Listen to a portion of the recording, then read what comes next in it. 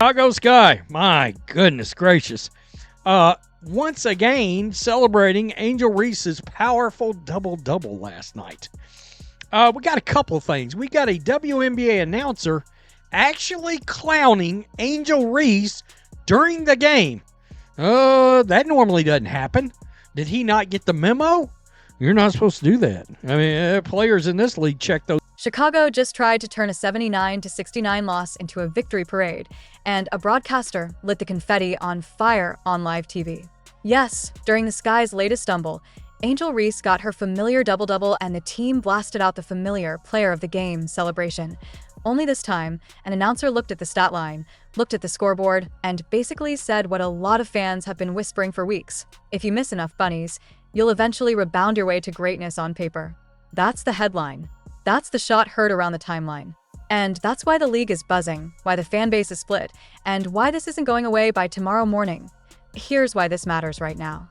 The WNBA broadcast booth is usually a padded room, soft takes, safe words, nothing sharper than a compliment sandwich.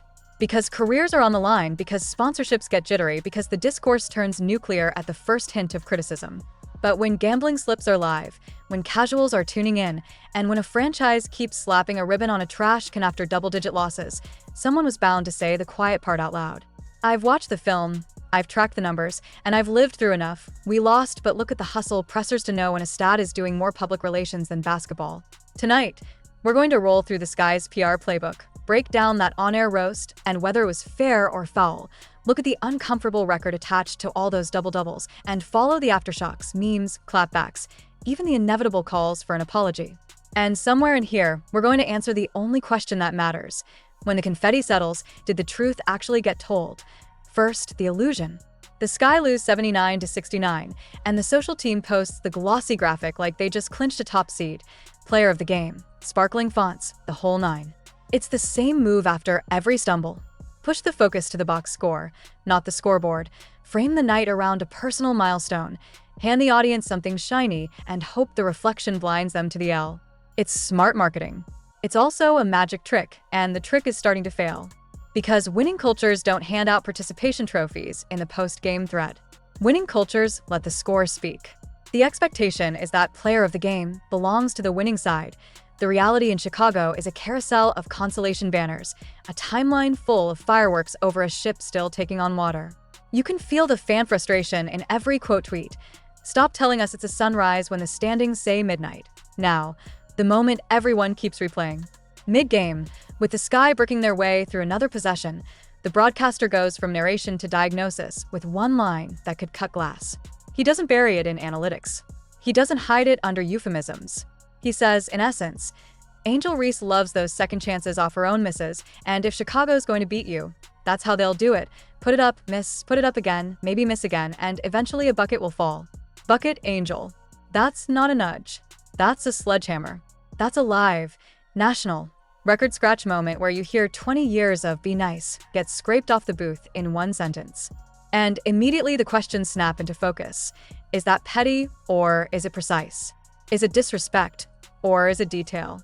In a league where the line between celebration and spin has gotten blurry, one bar of sarcasm suddenly drew it in permanent marker. Let's slow the frame and run it back like film study. Context. Angel Reese's double-doubles are real work.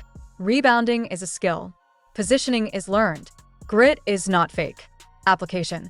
But if your second chance points are coming from the same sequence, miss, board, finish, that can inflate the stat while leaving the opponent unpunished on the other end. It's not that the numbers lie, it's that they don't tell the whole story. Framing. What's the bigger picture? Expectations versus reality. The expectation is that a double-double means dominance. The reality, this season, more often than not, is that those nights come packaged with losses.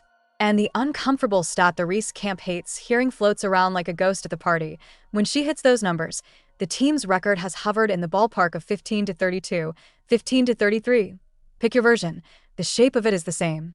That's not an indictment of effort. It's a headline about impact. Second best point first, strongest second. We've cleared the runway. Now here's the strongest point, and it's not even the roast itself. It's what the roast exposes. The Sky's identity has quietly shifted from "we're building towards something" to "we lose, but look how hard we rebound." That's a dangerous brand to adopt because it rewards the symptom while ignoring the disease. You can't cardio your way out of inefficiency. You can't make a marketing slogan out of Rebounds and expect the standings to clap. Hustle without polish becomes chaos. Shots without touch become turnovers in slow motion. And when your best post-game weapon is a JPEG, you've already conceded the narrative. Angel didn't take it quietly. Of course she didn't. She never has. She's at her sharpest when the world pokes at the crown. You could see the frustration after the buzzer, the storm brewing for a clapback, because questioning her game is the reddest of red flags to her supporters. That villain arc is part of the appeal. But here's the thing about villains we remember. They deliver outcomes, not just energy. Dennis Rodman vacuumed rebounds in June. Charles Barkley didn't just grab boards, he made you feel them in the final score. If the broadcast bar hurt, it's because it hit a nerve that's been exposed all year, the gap between looking busy and being decisive, and then came the aftershocks. Social media lit up like a pinball machine. Angels fans went to war, not just with the take, but with anyone who dared agree with it. The usual words got thrown around: biased, disrespectful, and the most predictable grenade of all, the accusation that criticizing missed shots is somehow coded malice. Some accounts even veered off the floor entirely, turning injuries to other players into punchlines. Caitlin Clark's groin issue became a meme. Sophie Cunningham's name got dragged. Lexi Hull got tossed into the blender, because why not? When your rebuttal to efficiency talk is to mock crutches and wheelchairs, you're not winning the argument. You're telling on yourself. And when a few replies reached for racial insults to smear critics, the conversation didn't just miss the rim. It cleared the backboard and bounced out of the gym. There's a difference between protecting your favorite player and torching the neighborhood. Mini cliffhanger for the booth. Does this announcer survive the week? You know how this usually goes. Someone says something sharp. The quote goes viral. A statement gets drafted. A "we value all our athletes" memo hits the timeline.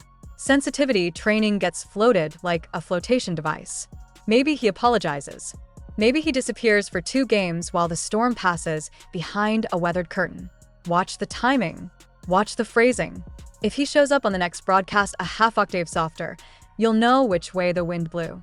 But also watch what happens if he doesn't walk it back, because a lot of fans who have been tired of the cotton candy commentary might actually reward the first bite of protein they've heard all season. Let's get clinical for a beat. Efficiency isn't a dirty word. It's how you win in the fourth quarter when the legs get heavy and the whistle tightens. If it takes 25 shots to get 20 points, that's not gravity, that's drag. If half your rebounds are self-created because the first look keeps bouncing back at you, that's not a superpower, it's a smoke machine. And before the stands jump out the window, none of this erases the value of effort. Sprinting the floor matters. Owning the glass matters. Being a physical presence in the paint changes the geometry of the game. But value is not the same as victory. The league doesn't hang banners for almost.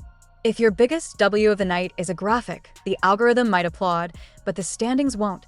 There's another tension at play: marketing versus leadership. The Sky have leaned into Angel as the face of the franchise, which makes sense from a ticket, click, and clip perspective. She's charismatic. She's polarizing. She's a storyline before she ever laces up. That's marketing gold. But leadership is quieter, colder, less forgiving. Leadership shows up in rotations and shot selection. Leadership shows up when you pass out of a trap instead of forcing a tough 2 through traffic because the timeline expects another double-double. You can be the brand and still be the answer, but only if the brand starts serving the answer, not the other way around. Rebounds is clever. Wins are better. Pattern interrupt. Imagine the exact same stat line in a win.